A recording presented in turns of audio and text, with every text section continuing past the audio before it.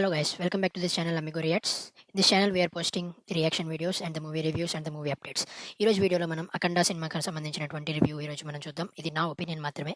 So అఖండ 2 అఖండ తాండవం అనే cinema విడుదలైంది 12వ తారీఖున. అలాగే దీనికి సంబంధించిన ప్రీమియర్స్‌తో స్టార్ట్ అయింది మూవీ. సో నేను ఆల్రెడీ మూవీ చూడడం జరిగింది. సో నా ఒపీనియన్ అనేది మీతో షేర్ చేసుకుందామని ఈ వీడియో చేస్తున్నాను. So coming to the plot. So మెయిన్‌గా ప్లాట్ వచ్చేటప్పటికి చాలా ప్లాన్డ్‌గా వన్ లైన్‌లో వీళ్ళు తీసుకున్నట్టయితే నాకు అనిపించింది. ఈ దేశంకి సంబంధించినటువంటి ధర్మం గాని, లేదా ఒక వ్యవస్థ దాన్ని ప్రజల్లో ఉన్న నమ్మకాన్ని పాడు చేద్దామని చెప్పి ఇతర దేశాల కుట్రని ఎలా అఖండ తిప్పికొడతాడు అనేదే ఈ అఖండ తాండవం. మెయిన్‌గా మనకి ప్రీవియస్ ఫస్ట్ పార్ట్‌లో చూసుకున్నట్లయితే ఎవరైతే ఆ పాప ఉంటుందో ఆ పాపకి నేను మళ్ళీ వస్తాను ఎప్పుడైనా సమస్యొస్తే దానికి సంబంధించిన లింక్ కూడా ఈ మెయిన్ ప్లాట్ తోటి లింకప్ చేసి ఒక ప్రాపర్ లైన్ అనేది వాళ్ళు క్రియేట్ చేయడం జరిగింది.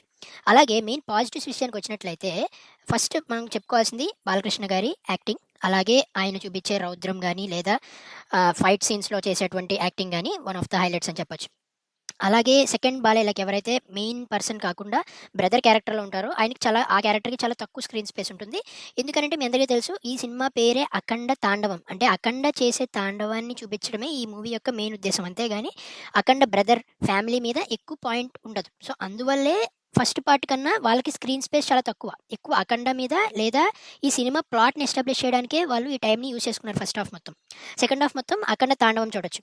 సో అలాగే మీరు సినిమా చూసినట్లయితే చాలామంది నేను విన్న పాయింట్ ఏంటంటే లాజిక్స్ గురించి అలాగే ఫైట్ సీన్స్‌లో సంబంధించినటువంటి బియాండ్ ది లాజిక్ సీన్స్ ఉన్నాయని అందరూ చెప్తున్నారు. కాకపోతే దీనికి సంబంధించినటువంటిది మనకి స్టార్టింగ్ ఆఫ్ ద మూవీలోనే వాళ్ళు చెప్పడం జరుగుతుంది. 16 ఇయర్స్ పాటు అఖండ తపస్సుకి వెళ్తాడు. ఏదైతే మనకు అఖండ ఫస్ట్ పార్ట్ కంప్లీట్ అయిన తర్వాత ఫస్ట్ పార్ట్ అయిపోయిన తర్వాత ఆయన గురువుగారి దగ్గరికెళ్ళి అక్కడి నుంచి తపస్సుకెళ్తాడు 16 ఇయర్స్ పాటు. అప్పుడు అతను చాలా విద్యలు ఆయనకి శక్తులు వస్తాయి. అప్పుడు ఆయన సూపర్ హ్యూమన్ అవుతాడు. ఇదే విషయం డైరెక్టర్ కూడా చెప్పారు రీసెంట్ ఇంటర్వ్యూలో.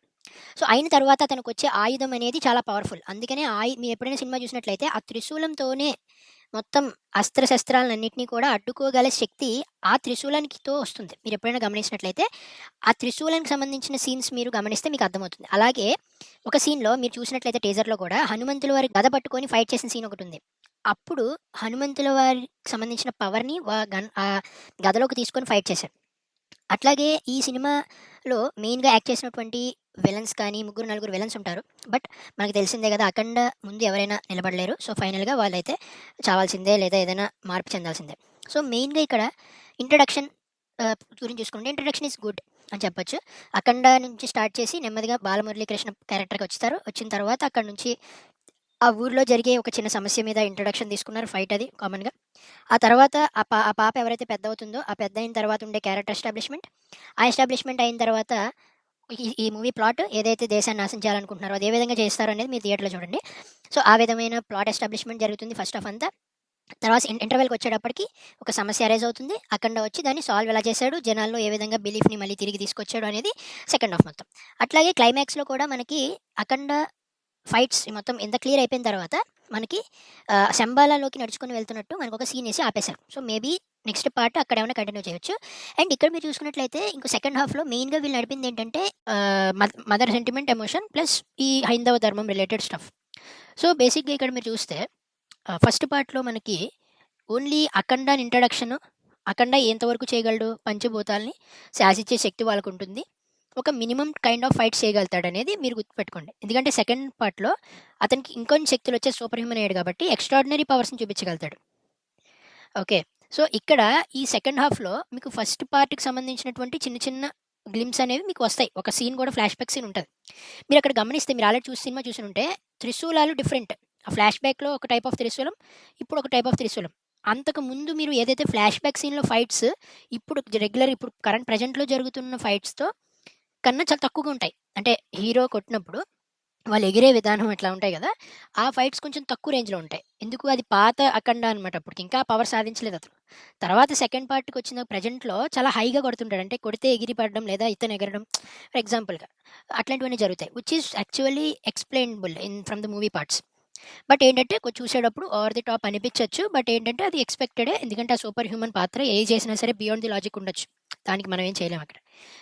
ఆ బిలీఫ్‌ని ఏ విధంగా మళ్ళీ తిరిగి తీసుకొచ్చాడని అనే సీన్స్ కూడా హైందవ ధర్మంకి సంబంధించిన ఎక్స్‌ప్లనేషన్స్ కావచ్చు, అలాగే మెయిన్ ప్లాట్ చెప్పాలంటే, మెయిన్ గురించి చెప్పాలంటే బ్యాక్‌గ్రౌండ్ మ్యూజిక్ కావచ్చు.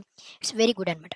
బ్యాక్‌గ్రౌండ్ మ్యూజిక్‌లో ఒక చిన్న డిస్టర్బెన్స్ ఏంటంటే ఆహ్, ఎవరైతే ఇద్దరు బ్రదర్స్ ఉన్నారో వాళ్ళు శ్లోకాలు పాడుతుంటారో వాళ్ళతో బీజీఎం చేశారు. కానీ ఎక్కడ కూడా సరిగ్గా అర్థం కాలేదు. మిక్సింగ్ అనేది చాలా అంత ప్రాపర్‌గా కనిపించలేదు. ఎందుకంటే బీట్స్ వస్తున్నాయి. ఓకే. That's good. అలాగే మ్యూజిక్ కూడా ఓకే. బావుంది. బట్ ఏంటంటే లిరిక్స్ కావచ్చు, లేదా అక్కడ జరిగే శ్లోకాలు కావచ్చు, ఏం అర్థం కాకుండా ఎక్కువ లౌడ్ మ్యూజిక్ ఉండడం చేత అది కొంచెం డిస్టర్బింగ్‌గా అనిపించింది. బట్ అది సీన్‌లో చూసినప్పుడు ఇట్స్ ఓకే. It's good. అట్లాగే క్లైమాక్స్‌లో అలాగే మనం మెయిన్ ఇంపార్టెంట్ ఈవెంట్స్ చెప్పుకోవాల్సుంటే first half introduction is good. Interval is too good. అలాగే క్లైమాక్స్ ఈస్ గుడ్. సో, ఈ పోర్షన్స్ అయితే చాలా బాగున్నాయి. యాజ్ యూజువల్ బోయపాటి బాలకృష్ణ గారి కాంబినేషన్‌లో వచ్చే మూవీస్ లాగే.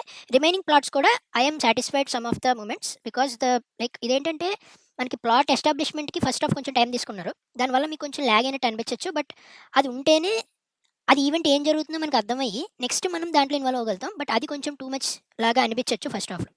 అట్లాగే హీరోయిన్ ఎవరైతే సంయుక్త మీనన్‌కి అంత క్యారెక్టరే లేదు. ఒక టైప్ ఆఫ్ సాంగ్ ఉంది కదా! ఐటెమ్ సాంగ్ కాదు. బట్ అలాంటి సాంగ్ కోసం మాత్రమే పెట్టినట్టు అనిపించింది. బట్ ఒక లింక్ అయితే పెట్టారు. But okay. అది కూడా బానే ఉంది. సెకండ్ హాఫ్‌లో మదర్ సెంటిమెంట్ బావుంది. బట్ కొంచెం ఇంకా మంచిగా చేయొచ్చేమో అనిపించింది నాకు. It's good. Actually good. But ఇంకొంచెం ఫీలింగ్ ఉండుంటే ఆ ఫైట్స్‌కి ఈ మదర్ సెంటిమెంట్ లింక్ అయ్యి ఉంటే కొంచెం చాలా బావుండేది. అలాగే కొంచెం ఎపిసోడ్స్ కూడా కొన్ని సెకండ్ హాఫ్‌లో కూడా బాగా డిజైన్ చేసుకున్నారు. బట్ ఇక్కడ మెయిన్‌గా బోయపాటి గారి మెయిన్ పాజిటివ్ ఏంటి? Emotion plus fights. Emotion plus immediate fight. ఎప్పుడైనా మీరు చూస్తే ఆ ఎమోషన్ ఇచ్చి హీరో విలన్ కొడితే మనకి బావుంటది. సరైనోడు చూస్తారు మీరు. లేదా మిగతా ఇంతకుముందు మూవీస్ చూడండి. ఈవెన్ 'స్కందా'లో కూడా అదే మిస్ అయింది యాక్చువల్‌గా నా ఒపీనియన్‌లో. అలాగే ఇక్కడ కూడా కొన్ని ఫైట్ సీన్స్ ముందు అలాంటిది కొంచెం మిస్ అయినట్టు నాకు అనిపించింది. But flash back episode is okay. దానికన్నా ముందు ఫస్ట్ హాఫ్‌లో వచ్చే ఫైట్స్ ఇంట్రడక్షన్ ఫైట్ రెగ్యులర్‌గా ఎళ్తుంది. తర్వాత అఖండ వచ్చి వాళ్ళని చేసేటప్పటికి ఏమైందంటే ఇక్కడ మదర్ సెంటిమెంట్ అనేది ఒకటి ఇంజెక్ట్ అయింది. అలాగే అఖండ ఆ పాప కోసం రావడం అనేది ఒక చిన్న సాకుగా మారింది తప్ప, మెయిన్ ప్లాట్ దాని టాప్ మీద ఇంకో మెయిన్ ప్లాట్ పెట్టుకున్నారు. అది కొంచెం ఫస్ట్ హాఫ్‌లోనే ఎస్టాబ్లిష్ అయిపోవడం వల్ల, అది ఆల్రెడీ ఈవెంట్ అయిపోయింది. దాన్ని ఎలా సాల్వ్ చేస్తాడు అనేది సెకండ్ హాఫ్ కాబట్టి, కొంచెం క్యారీ అవ్వడానికి కొంచెం ఏమైనా కొంతమందికి ఇబ్బంది కలగొచ్చు. సో, అందుకని ఏంటి ఇన్ని ఈవెంట్స్ ఇట్లా జరిగిపోతున్నాయని చాలా మందికి అనిపించొచ్చు. సో, మై ఒపీనియన్ ఓవరాల్‌గా చెప్పాలంటే ఇట్స్ గుడ్ వాచ్. యాక్చువల్‌గా థియేటర్‌లో చూడొచ్చు. హైందవ ధర్మం, అలాగే సనాతన ధర్మంకి సంబంధించిన డైలాగ్స్ కానీ, ఇలాంటివన్నీ మంచిగా రాసుకున్నారు. You can give it a try with your family if you want to see in the theatres. This is my opinion on this video. మీకు ఈ వీడియో నచ్చితే లైక్ చేయండి. అలాగే మరికొన్ని వీడియోస్ కోసం మన ఛానెల్ సబ్స్క్రైబ్ చేసుకోండి.